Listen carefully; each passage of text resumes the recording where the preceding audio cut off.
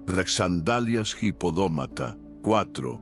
Quizás el pañuelo para la cabeza o el cuello, soudarion. Estas eran las prendas habituales de un hombre común. 4 partes, una para cada soldado. Este detalle numérico es una confirmación indirecta pero muy valiosa de la práctica militar romana. Como ya hemos mencionado, la unidad mínima encargada de llevar a cabo una crucifixión era un quaternio militum, una escuadra compuesta por 4 soldados, normalmente bajo las órdenes de un suboficial, optio o supervisados por el centurión responsable de certificar la muerte exactor mortis. El número de partes del botín coincide exactamente con el número de ejecutores. Es un detalle de realismo militar que un autor no familiarizado con estas prácticas difícilmente habría inventado. El reparto como costumbre. La acción misma de repartirse las ropas del condenado era, como también hemos indicado, una costumbre romana perfectamente establecida y legal, aunque a veces diera lugar a abusos. Los soldados consideraban las escasas pertenencias del ejecutado como una especie de propina o botín, expolia por su desagradable tarea. Sabemos que esta práctica estaba tan arraigada que incluso emperadores como Adriano tuvieron que legislar para regularla y evitar excesos. Por tanto, la escena descrita por Juan es totalmente verosímil desde el punto de vista histórico y legal romano. Pero Juan distingue una prenda del resto. Tomaron también la túnica tonchitina. Juan, capítulo 19, versículo 23. El chitín era la prenda interior, la que se llevaba directamente sobre el cuerpo, una especie de camisa larga o vestido sin mangas, generalmente de lino o lana más fina que el manto exterior. Y sobre esta túnica, Juan nos da un detalle técnico extraordinariamente específico y revelador. Pero la túnica era sin costura onde o chichín a rafos, tejida de una sola pieza de arriba a abajo, niz, urri, mein, ni, ule, min, ni, ule, ni. La palabra griega arrafos significa literalmente no cosido sin sutura. Describe una técnica de tejido particular, realizada probablemente en un telar vertical, que permitía confeccionar la prenda entera de una sola vez, sin necesidad de coser costuras laterales o en los hombros. Una túnica fabricada así era, lógicamente, de mayor calidad, más cara y más apreciada que las túnicas hechas de piezas cosidas. Precisamente por su valor y porque cortarla en 4 la habría estropeado irremediablemente, los soldados tomaron una decisión práctica y lógica. No la partamos, se dijeron entre sí, sino echemos suertes sobre ella, a ver de quién será. Juan 19 y 24 ep. Utilizaron algún método de azar, dados, tabas, pajitas, para decidir cuál de los 4 se quedaría con la prenda íntegra. Y Juan, el evangelista que ve la mano de Dios y el cumplimiento de las Escrituras en cada detalle, reconoce inmediatamente en esta acción trivial de los soldados la realización literal y asombrosa de una profecía clave del Salmo capítulo 22, versículo 18 o 19e. El salmo que el propio Jesús quizás estaba rezando en la cruz. Se repartieron mis vestidos, taimati amou plural, las prendas exteriores entre sí, y sobre mi ropa epiton y matismon mu, singular, la túnica interior echaron suertes. La coincidencia era demasiado perfecta para ser casual, pero la profundidad histórica del detalle de Juan va todavía más allá. Era verosímil que un hombre como Jesús, un artesano de Galilea, llevara una túnica sin costura. Sorprendentemente sí. Y aquí viene la confirmación final que avala la precisión de Juan. Autores cristianos de los primeros siglos que conocían bien las tradiciones de Palestina, como San Isidoro de Pelucio, un respetado monje y teólogo egipcio del siglo V, mencionan explícitamente en sus escritos que una de las especialidades textiles más reconocidas y apreciadas de la región de Galilea era precisamente la confección de túnicas de lino sin costura, chitín, harrafos. Era un producto típico y de calidad de la artesanía galilea. ¡Qué detalle tan hermoso y conmovedor! Jesús de Nazaret, el Galileo, llevaba sobre su cuerpo herido, como última vestidura terrenal, una prenda característica de su tierra natal, una túnica confeccionada según la tradición artesana de Galilea. Un último lazo tangible con sus raíces, con su identidad, con la vida sencilla de la que provenía. Un detalle aparentemente minúsculo, pero que un autor que escribiera desde lejos, sin un conocimiento íntimo de las costumbres y la artesanía local, difícilmente habría conocido o considerado digno de mención. La tradición piadosa ha querido verla como un regalo tejido por las manos de su madre, María. Eso pertenece al terreno de la devoción. Pero lo que sí podemos afirmar con base histórica es que este detalle de la túnica inconsútil es una poderosa marca de autenticidad, un sello de conocimiento directo o muy cercano a los hechos, que refuerza una vez más la credibilidad del testimonio de Juan. Queridos amigos, hemos llegado al final de este viaje por los enigmas del Viernes Santo. Pero más allá de los datos históricos y los detalles arqueológicos, este recorrido nos ha mostrado algo aún más profundo, que la pasión de Cristo no es un mito, sino una historia real cargada de sentido eterno. En cada escena, desde el juicio de Pilato hasta el letrero en la cruz, descubrimos no solo coherencia histórica, sino también la voz de un Dios que habla a través de los hechos. Su mensaje sigue vivo hoy.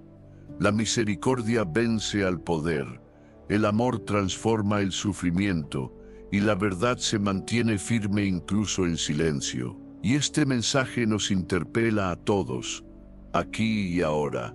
¿Dónde buscamos la verdad? ¿Cómo respondemos ante la injusticia, el dolor o la tentación del poder? La pasión de Cristo no es solo un recuerdo, es una llamada personal a vivir con más fe, más esperanza, más amor. Si este contenido te ha ayudado a mirar los evangelios con nuevos ojos, te invito a apoyarlo con un me gusta, compartirlo con quienes buscan respuestas y dejar en los comentarios ¿qué parte de esta historia te ha hablado más al corazón? Para no perderte la próxima entrega, suscríbete al canal y activa la campanita. Gracias por haber caminado con nosotros hasta aquí. Que la luz de la historia renueve tu fe. Nos vemos muy pronto. La paz de Cristo esté contigo.